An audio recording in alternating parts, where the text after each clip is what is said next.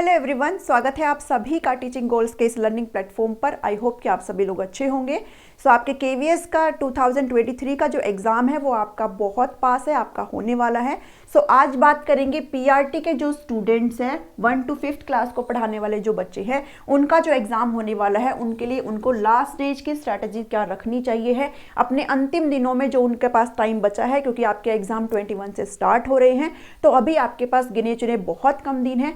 तो इन दिनों में आपको कैसे यहाँ पे पढ़ाई करनी है कि आप अपना जो सिलेक्शन है, अपनी जो एक सीट है यहाँ पे क्या कर सके, पक्की कर सके। ठीक है, तो आज इस वीडियो को में आप एंड तक बने रहिए, आपको सारी चीजें यहाँ पे अच्छे से समझ में आ जाएगी। अगर आप ऐसे चीजों को फॉलो करेंगे तो आपका डेफिनेटली यहाँ पे सिलेक्शन पक्का हो जाएगा। ठीक है, चीजें आपको ही करनी है, मैं सिर्फ आपको क्या कर सकती हूँ, बता सकती हूँ। तो बढ़ते हैं अभी पहले पॉइंट की तरफ कि पीआरटी वाले जो स्टूडेंट्स हैं, जो बच्चे, उनको कैसे क्या चीज़ें करनी चाहिए है। सबसे पहले तो आपने अपना सिलेबस, भाई आप सभी को पता है आपने क्या करना है क्या नहीं करना है, किस भी पर्टिकुलर सब्जेक्ट में आप लोगों का जो भी पॉइंट है वो वीक चल रहा है, किस में नहीं चल रहा है। तो आप पहले उस पर वर्क करिए कि किस में आप पिछड़ रहे हैं, क्योंकि मुझे ऐसा उम्मीद है कि आपने एक आधे मॉक टेस्ट तो अभी तक लगाए ही होंगे कि आपको पता चल जाए कि भाई आपकी तैयारी किस में पीछे है। ठीक है, तो अपने सिलेबस पे आपने ध्यान देना है। आई होप कि आपने अभी तक अपना सिलेबस यहाँ पे कंप्लीट कर लिया है। नहीं करा है तो आप फटाफट से उस पर पूरी कोशिश करिए, टाइम दीजिए, खुद को ज़्यादा टाइम दीजिए। दिन में जो पढ़ने का जो इंटरवल है उसको ज़्यादा करिए। ठीक है, और अपनी जो स्टडी है उसमें ज़्यादा फोकस करिए और अपना सिलेबस यहाँ पे क्या करिए, कंप्लीट करिए अगर नहीं किया है तो। और जिसने कर लिया है तो उसके लिए आगे सारी चीज़ें मैं आपको बता रही हूँ। तो पहला पॉइंट तो ये हो गया। सेकंड चीज़ है, आपने अपना पेडागोजी वाला पार्ट यहाँ पे बिल्कुल भी इग्नोर नहीं करना है, क्योंकि ये आपका 60 नंबर का है और 60 नंबर अपने आप में बहुत इनफ होते हैं। ठीक है, बहुत ज़्यादा होते हैं, आपके नंबर यहाँ पे बढ़ा सकते हैं और इस 60 में से आप जो है 55 प्लस ईजिली यहाँ पे स्कोर कर सकते हैं। और अगर आपने अपनी तैयारी अच्छी करी है, आपने अगर मॉक टेस्ट अच्छे से लगाए हैं, तो आप 55 प्लस क्या 58, 59, इवन 60 तक यहाँ पे क्या कर सकते हो, स्कोर कर सकते हो। ठीक है, मैंने अपने चैनल पर आपको पूरा पेडागोजी वाला part free of cost provide कर रखा है, जो कि खत्म हो चुका है। और कल से मैं जो है यूनिट वाइज एमसीक्यूज भी यहाँ पे स्टार्ट कर दूंगी, जिसमें आपको हर यूनिट में बहुत सारे एमसीक्यूज यहाँ पे करने को मिलेंगे, जो कि इंपॉर्टेंट एमसीक्यूज होंगे। तो भाई जिन्होंने कोई कोर्स नहीं लिया है या फिर जिन्होंने अभी तक इसको पढ़ा नहीं है, तो आप मेरी ये वीडियोज़ देख सकते हैं। करीब करीब 50 प्लस यहाँ पे वीडियोज़ हैं। और सबसे अच्छी बात यह है कि इनका जो ड्यूरेशन है वो अराउंड 15 to 20 मिनट्स का है ओनली। ठीक है, तो अगर ड्यूरेशन कम है इसका मतलब ये नहीं है कि आपको कंटेंट यहाँ पे अच्छा नहीं मिलेगा। आपको यहाँ पे कंटेंट बिल्कुल सुपर वाला मिलेगा, जहाँ पे आपको अदर प्लेटफॉर्म पे अगर ये सारी चीज़ें आपको 1 से 1.5 घंटे में मिल रही है, वही कंटेंट आपको सेम यहाँ पे मिलेगा। बस ये है कि मैंने टाइम का जो वेस्टेज है वो यहाँ पे नहीं रखा है, सिर्फ आपको वैल्यूएबल कंटेंट यहाँ पे प्रोवाइड करा है। ठीक है, तो अगर आपको ये वीडियो देखनी है तो आप इनको देख सकते हो। एमसीक्यूज भी मैं आपके कल से स्टार्ट कर रही हूँ, तो आप उनसे भी यहाँ पे जुड़ सकते हो। तो आपका ये वाला जो पार्ट है वो यहाँ पे बेटर हो सकता है। और अगर आपने ऑलरेडी कर रखा है तो भी आप इस पे और ज़्यादा मेहनत करिए, क्योंकि ये जो है स्कोरिंग होता है, बहुत ज़्यादा अच्छे नंबर यहाँ से आप ले सकते हो। क्योंकि हम लोग क्या करके आए हैं, हम लोग सीटेट का जो पेपर 1 है यहाँ पे क्या करके आए हैं, पास करके आए हैं। ठीक है, तो आपने 3rd, 4th and 5th unit पे ज़्यादा फोकस करना है, क्योंकि 1 and 2 तो आपको मुझे लगता है कि आती होगी। ठीक है, उसके बाद आपने क्या करनी है, रिवीजन करने हैं बचे हुए दिनों में, जो कि बहुत कम दिन आपके पास बच गए हैं। आपको बिल्कुल ही क्या करना है, रिवीजन के लिए टाइम दीजिए, क्योंकि अगर आप चीज़ों को रिवाइज नहीं करेंगे ना तो फिर आपको बाद में जो है वो रिकॉल नहीं होगी। ठीक है, तो अभी टाइम दीजिए, दिन में कम से कम काफ़ी जो है अपने अकॉर्डिंग आप चीज़ों को बनाइए कि भाई मैं कितना रिवाइज कर सकता हूँ या कर सकती हूँ।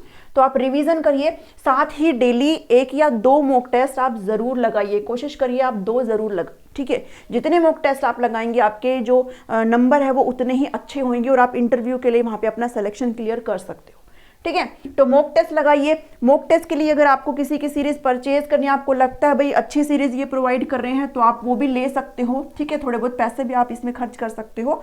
अगर आप बुक लेना चाहते हो तो मार्केट में आपको बहुत सारी बुक्स यहाँ पे अवेलेबल है, लेकिन फिर वही बात है कि मैंने तो बहुत सारी गलतियाँ इनमें देखी होती, बहुत सारे क्वेश्चन यहाँ पे रॉन्ग हो जाते हैं। ठीक है, और हम इसको मान बैठते हैं कि यही सही है और हम बाद में एग्जाम में इसको गलत कर देते हैं।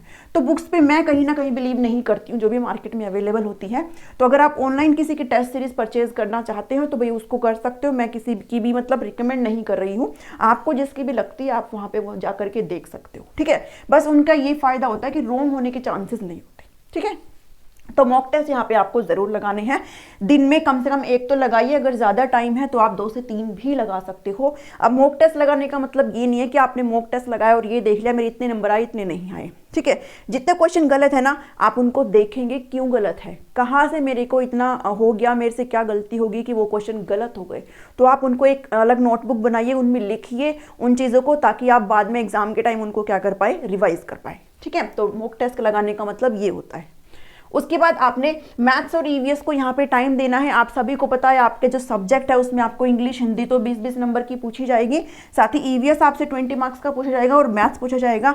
तो आप जो है अपने ईवीएस को यहाँ पे स्ट्रॉन्ग करेंगे। आई होप आपने कर लिया होगा अभी तक एनसीईआरटी। अगर आपने कर ली है तो बहुत अच्छी बात है। अभी एनसीईआरटी का मतलब ये नहीं है कि आपको इन्होंने लिख तो दिया है कि भी 3rd to 5th तक की ईवीएस आपने करनी है, बट इसका मतलब ये नहीं है कि आप 3 से 5 कक्षा तक की ईवीएस करके चले जाएंगे, ठीक है।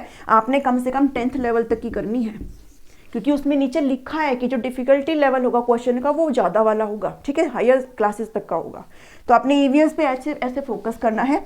मैथ्स पे आप प्रैक्टिस कर सकते हो भाई, जितनी प्रैक्टिस आप करोगे ना उतने ही आप ज़्यादा क्वेश्चन सॉल्व कर पाएंगे, उतनी ही आपकी जो क्वेश्चन की सॉल्व करने की जो कैपेसिटी है वो बढ़ेगी। तो आप मैथ्स को बिना प्रैक्टिस के नहीं कर सकते हो। जहाँ से मिले, जैसे मिले, जितने भी क्वेश्चन मिले, डेली मैथ्स को टाइम दो और मैथ्स पे प्रैक्टिस करो, भरपूर प्रैक्टिस करो, जितनी कर सकते हो उतनी प्रैक्टिस करो, ठीक है। मैथ्स के लिए ये वाली चीज़ें भी इंपॉर्टेंट है। हिंदी एंड इंग्लिश को इग्नोर नहीं करना है आपने।